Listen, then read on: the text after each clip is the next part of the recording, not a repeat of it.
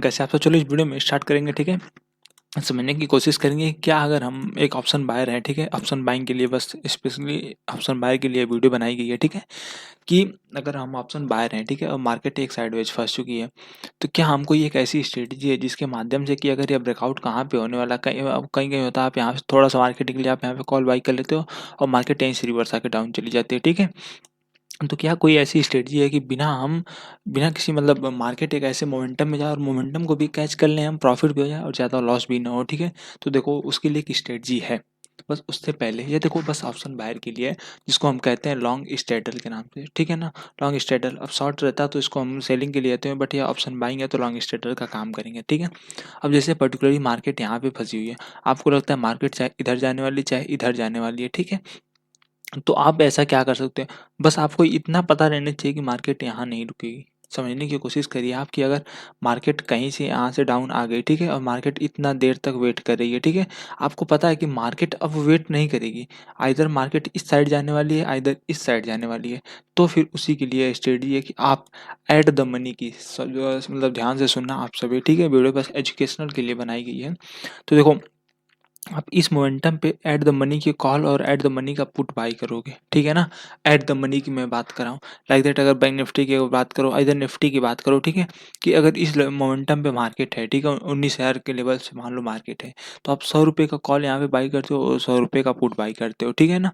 अब मार्केट आपके मोमेंटम से यहाँ से ब्रेकडाउन दे देती है लगभग 60-70 पॉइंट, ठीक है। तो आपके पास क्या हो गया, आपके पास एक प्रॉफिट बुक करने का चांसेस रहेगा, ठीक है। इधर अगर आपको लगता है मार्केट साइडवेज थी, आप यहाँ पे कॉल बाई कर लेते तो मार्केट ऊपर चली जाती। हाँ, आपको इतना ध्यान रखना पड़ेगा, ठीक है। क्या ध्यान रखना पड़ेगा कि मार्केट मोमेंटम कहीं न कहीं करने वाली है, मार्केट में वोलेटिलिटी बढ़ने वाली है, ठीक है। अब इस ट्रेडल का मतलब क्या हो गया, लॉन्ग करके कि एट द मनी की है, लाइक दैट आरबीआई के गवर्नर साहब बैठे हैं और मार्केट पूरी तरीके से साइलेंट है। मतलब आपको पता है कि मार्केट एक मोमेंटम में बहुत बड़ी कैंडल बनाने वाली है। सेम डायरेक्शन में देखो, आपको पता इतना सा होना चाहिए कि जब स्पाइक मारती है कैंडल, ठीक है, जितना तेज़ गिरती है उससे ज़्यादा तेज़ मार्केट का प्रीमियम बढ़ने का काम करता है। सो दैट अगर मार्केट की कैंडल 100 पॉइंट की बन गई और प्रीमियम आपका 40-50 पॉइंट का बन गया, तो गिरने वाला प्रीमियम 30 पॉइंट गिरेगा और बढ़ने वाला 45 पॉइंट बढ़ेगा। आपके बीच में जो 15 पॉइंट का अंतर है, आप देखो, आप 45 पॉइंट के लिए आप 15 पॉइंट के टारगेट के लिए जाने वाले हो। इतना आपको क्लियर रहना चाहिए कि आपको इतना तो कम से कम आना चाहिए कि हाँ, हम एक पोजीशन को कहाँ पे स्क्वायर अप करेंगे। कहीं ऐसा ना हो कि आप एक पोजीशन को यहाँ पे स्क्वायर अप कर दिए और सेकंड पोजीशन जो प्रॉफिट चला था वो भी लॉस में आ गया, ठीक है।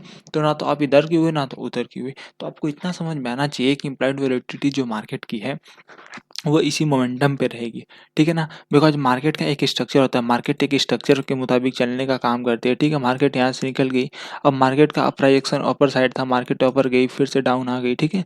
अब इस तरीके से मार्केट फँसी हुई है, एक रेंज में फँसी हुई है, ठीक है।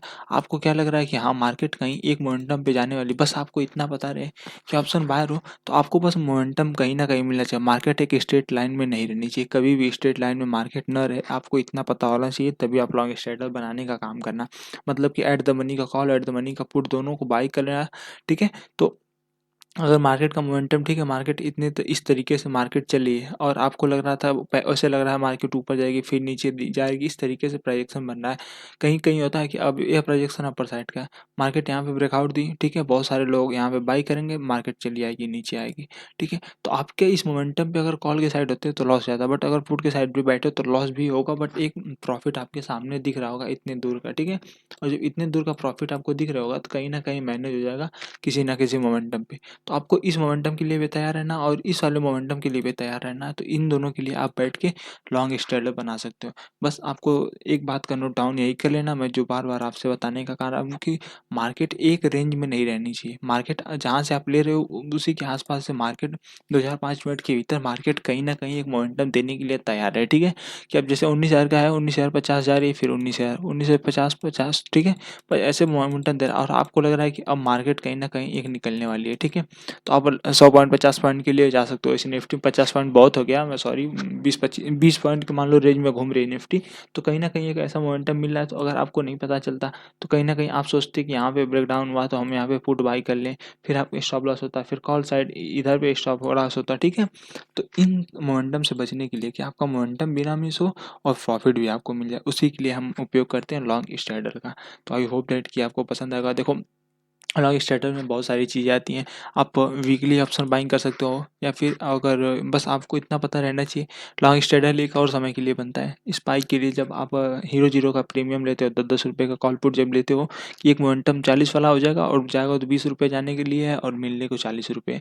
अब इसको 20 से आप रिकवरी भी कर सकते हो। एक ऐसा चार्ट होता है जहाँ पे आप सेंसिबल में देख सकते हो कि इतने दूर इस मोमेंटम पे रहेगा तो आपको लॉस होने के चांसेस रहेंगे, और इसके आसपास प्रॉफिट होगा, इतने दूर पे फिर लॉस होने के चांसेस हैं।